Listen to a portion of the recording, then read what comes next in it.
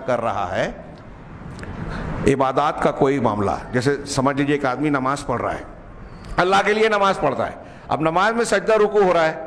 کسی نے رکوع کیا، آج کل کئی کلپ میں نے دیکھی پیر صاحبان کی، بیٹھے ہوئے ہیں اور لوگ مریدین جا کے وہ بیٹھے ہوئے ان کے سامنے سجدہ کر رہے ہیں، ان کے قدم پر پیشانی رکھ رہے ہیں۔ میں تو حیرت زدہ رہ گیا کہ آج کے دور میں بھی اتنی کھلی ہوئی جہالت،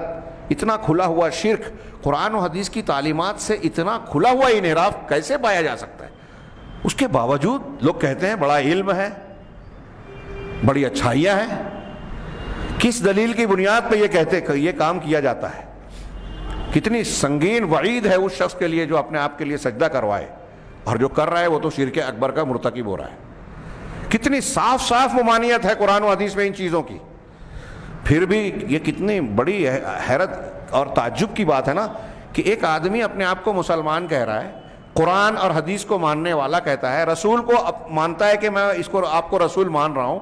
اور یہ قرآن اور حدیث کی یہ تعلیمات جو ہم پڑھ رہے ہیں نا یہ کوئی ایسی نہیں ہے، میں نہیں مانتا کہ ان کے کان سے نہیں گزری ہو، ان کے آنکھ نے نہ پڑھا ہو، یا آج جو زبانیں وہ جانتے ہیں اس زبان میں قرآن اللہ کے کلام کا ترجمہ نہ ہو، یہ چیزیں موجود ہیں بالکل صاف صاف شکل میں۔ اور اتنا ہی نہیں، علماء کرام کے خطابات، بیانات، مواعظ اور خطبات یہ بھی ردود کے موجود ہیں، ان چیزوں کو کھلا کھلا شرک کہنے والے، پھر بھی لوگ غور نہیں کرتے اور اتنے واضح شرک میں مبتلا ہیں۔ ان کے ساتھ ساتھ میں تو اس بات سے ڈرتا ہوں واللہ کہ ہم اور آپ جو ان چیزوں کو جاننے کے باوجود ان سے آنکھیں پھیر لیتے ہیں، ہم بھی کسی نہ کسی حد میں اس جرم کے کسی نہ کسی حد میں مجرم ہو جاتے ہیں، کہ ہمارا یہ حق ہے کہ ہم جانتے ہیں کہ جب یہ شرک ہے تو لوگوں کو بتائیں، پہنچائیں کہ تم سب سے بڑی گمراہی میں مبتلا ہو۔ اپنے بزرگوں کو سجدہ کر لیا تم نے، ایک سجدہ کیا، توبہ کیے بغیر مر گیا اور زندگی بھر اللہ کے لیے نماز پڑھتے رہے، کبھی جنت میں نہیں جائے گا، کبھی جہنم سے نہیں نکلے گا۔ اللہ کے گھر میں پوری دیانتداری، ایمانداری اور ذمہ داری کے ساتھ یہ بات عرض کر رہا ہوں۔ قرآن کہتا ہے، حدیثیں کہتی ہیں، قرآن و حدیث اور تمام پیغمبروں کی تعلیمات کا بالکل مقتضا اور خلاصہ، نچوڑ اور واضح پیغام ہے کہ کچھ بھی شرک اکبر اگر آپ نے کیا، شرک اکبر تھوڑا سا بھی، وہ مکھی والی روایت یاد کیجئے،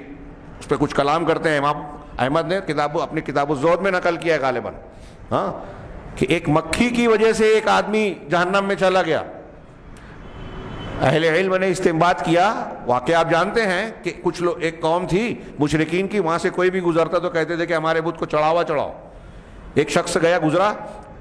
کہا چڑھاؤ، کہا میں نہیں چڑھاتا اللہ کے سوا کسی کو، کہا چڑھاؤ ورنہ جانے نہیں دیں گے، قتل کر دیں گے۔ کہا ٹھیک ہے چلے گا، میں چڑھاوا نہیں چڑھاؤں گا، اس کو قتل کر دیا گیا، وہ جنت میں گیا۔ دوسرا، اس سے کہا چڑھاؤ، کہا کچھ نہیں ہے، کہا چڑھاؤ، قریب ولو کانا ذبابن، چاہے ایک مکھی ہی کیوں نہ ہو۔ اس نے مکھی چڑھا دی، کہا اس کی وجہ سے جہنم میں چلا گیا۔ کتاب التوحید میں شیخ محمد بن عبدالوہاب اس حدیث کی روشنی میں کہتے ہیں کہ حدیث کے سیاق سے یہ پتہ چلتا ہے کہ وہ شخص مکھی چڑھانے سے پہلے مسلمان تھا۔ اگر وہ مشرک کافر ہوتا تو اللہ کے رسول صلی اللہ علیہ وسلم یہ نہیں فرماتے کہ اس مکھی کے چڑھانے کی وجہ سے جہنم میں گیا۔ غور کریں، آج کے مشرکین جو بزرگوں کو سجدہ کر رہے ہیں، جو مزاروں پر نذر و نیاز اور چڑھاوے چڑھا رہے ہیں، قربانیاں کر رہے ہیں، طواف کر رہے ہیں، ظاہری اور باطنی عبادات ان سے وابستہ کیے ہوئے ہیں، ان سے خوف کھاتے ہیں، ان سے ڈرتے ہیں، ان سے امید رکھتے ہیں، ان کے بارے میں یہ عقیدہ رکھتے ہیں کہ یہ فلاں ہیں، یہ کتب ہیں، یہ ابدال ہیں، یہ غریب نواز ہیں، یہ غوث ہیں، یہ ہماری مدد کریں گے، مشکل آسان کریں گے، یہ ہمارے مسائل کو حل کر سکتے ہیں، ان کو کائنات کے کاموں میں تصرف حاصل ہے۔ اس قسم کا جو عقیدہ رکھ رہے ہیں یہ کفار مکہ سے بھی برا ہے۔ کفار مکہ بھی ہم آگے پڑھیں گے، یہ کہتے تھے کہ یہ کام کرنے والا اللہ ہے۔ آپ کہہ رہے ہو کہ بزرگان بھی کرتے ہیں۔ کفار مکہ بھی اگر اس اعتبار سے دیکھیں تو یہ کفار مکہ سے زیادہ برے عقیدے میں ہیں،